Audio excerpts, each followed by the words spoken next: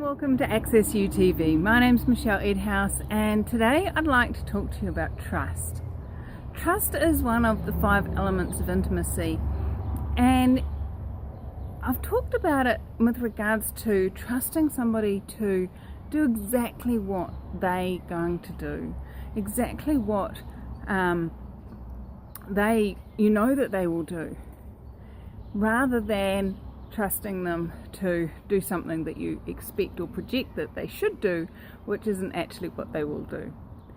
Now I'd like to talk to you about you being willing to trust you to know that you know with regards to others.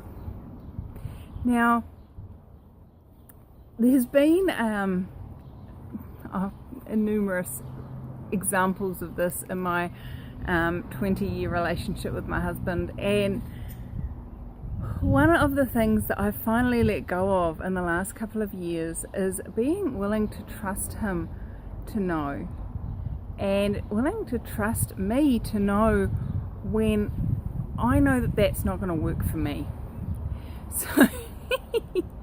So one of the things that I'd like you to look at if you're in relationship with anyone, and I'm not just talking about lover type relationship, I'm not talking about long-term relationships, I'm talking about any sort of relationship. If you desire to have the 5 elements of intimacy with you actually need to be looking at, do I trust me to know when this is going to work for me and when it's not? And trusting yourself to know that you know is one of those things that, for me, it was around looking at, so am I doing this from blind faith that this person will always do the best for me, or am I doing this from knowing that I will know?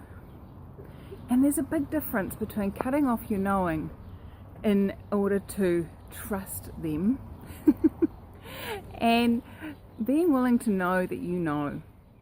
Now, Access Byline is empowering people to know that they know, and we teach the tool of the light and heavy, and it's really interesting. Glenn's looking at making a purchase for his business, which I'm half owner in the business, so it does affect me as such, but it's his business, it's his play space, it's his he knows the industry, he knows the jobs, he knows the tools required and all of those sorts of things. And he's asking about buying this new tool. And this new tool is worth more than our house. So it's a big tool, and it's something that every question I've asked him, he's like, it's so light. And I stopped and I asked myself, so what do I know? What do I know about this situation? Because so often people get stuck in that space of, it's so good, it's so right, it's so perfect, and it actually that becomes the expectation and a projection rather than allowing them to know what's actually true. So I keep asking, so is this true? Is this actually what will work for the business? Is this what will create the greatest? And I'm getting a lightness too. Now, it's not this wonderful toy for me. It's not something that I've always wanted or I've got any expectations about at all. All I know is it's too big to fit down my driveway. And you know what? I'm actually willing to know what I know, even though I know nothing about this particular tool. I know the outline of what it does. I don't even have the license to drive it. It's so big. So what I'm saying here is I'm willing to trust me to know when something's not feeling right, when something's going a little bit wonky in my world, and I'm going, oh, what's that? What do I need to ask here? What questions can I be asking Glenn that may give me the awareness of what this wonky is, or at least give him an awareness of what this wonky is? And so I'm constantly asking myself questions and being willing to trust that I know what I know, and I'll know the right question to ask if there's a question required. And so where are you unwilling to trust you to know that you know? What are you unwilling to be aware of that if you were willing to be aware of would allow you to trust you? And everything, all of that is where you destroy and uncreate it, please.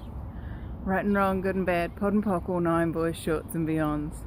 So being willing to trust yourself, trust that you will know when you need to know, trust that what you're aware of is actually accurate for you.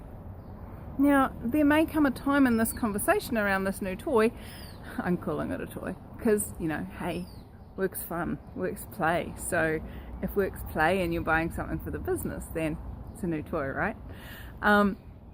There may come a time when I'm asking him questions, he's asking himself questions out loud, and something just goes, and I trust that I'll know that. I'll trust that I'll perceive that, and I trust that I'll be willing to actually go, do I need to mention this? Is this something I need to speak up about?